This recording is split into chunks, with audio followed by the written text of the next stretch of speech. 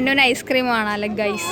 ഞങ്ങൾ നേർച്ച കാണാൻ വന്നതാണ്. ഞങ്ങൾ നിൽക്കുന്നത് ഇതാ ഇവിടെയാണ്. ഇത് ഏത് കോംപ്ലക്സ് ആണ് എന്ന് ഞങ്ങൾക്കറിയില്ല.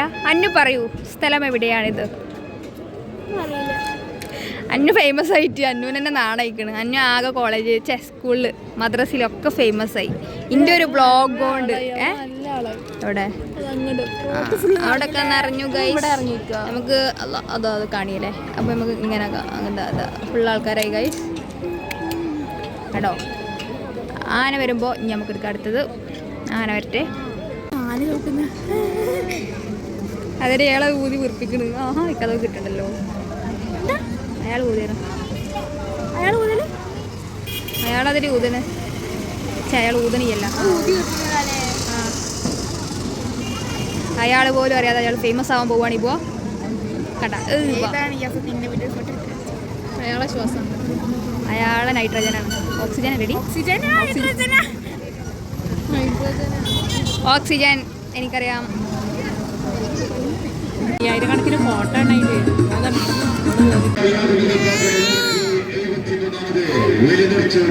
വലിയ കുടിവരമാണ് ഈ പ്രചണ്ഡ വാഹനത്തിന്റെ തൊട്ടുപുറകെ മൗലിയാപടെ മക്കളുടെ ലക്ഷ്യം വെച്ച് കടന്നുകൊണ്ടിരിക്കുന്നത്.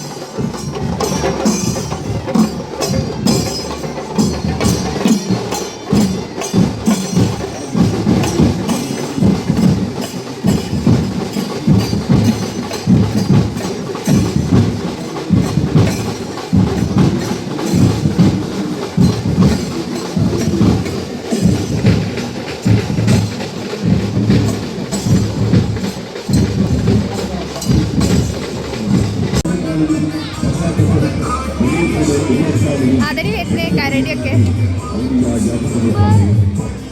മതേതരത്വത്തിന്റെ അമിതമായ വെളുപ്പമടങ്ങൾ വെള്ളുമിനാരങ്ങൾ ഉയർന്നു.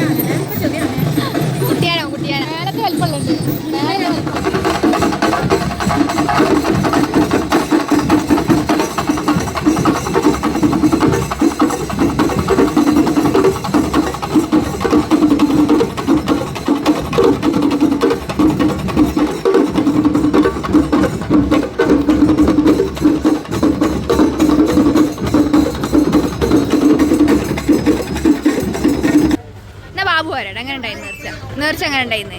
എത്ര ആന ഉണ്ടായിരുന്നു? ബാബുവിനോട് ക്വസ്റ്റ്യൻ, എത്ര ആന ഉണ്ടായിരുന്നു? 9 ആന. അടുത്ത നേർച്ചക്ക് കൂട്ടണം എന്നോ കുറക്കണം എന്തെങ്കിലും പറയാണ്ട് അടുത്ത നേർച്ചക്ക്? ഒന്നുമില്ലേ? ഒപ്പനൊക്കെ വേണല്ലേ? ഒപ്പന, കോൽക്കളി കളിക്കണിയോ?